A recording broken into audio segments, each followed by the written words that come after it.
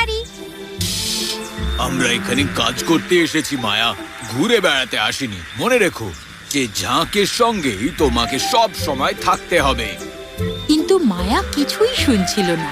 সে তখন ভারী মজায় উড়ে বেড়াচ্ছে। ওটা কি? কি চকচক করছে?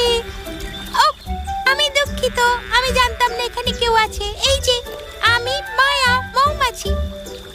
আর তুমি? তোমাকে দেখেও মৌমাছি মনে হচ্ছে। আর তুমি খুবই সুন্দর, আমাকে বলতেই হবে। দাঁড়াও, তুমি আমাকে নকল করছো? এটা কিন্তু খুব খারাপ।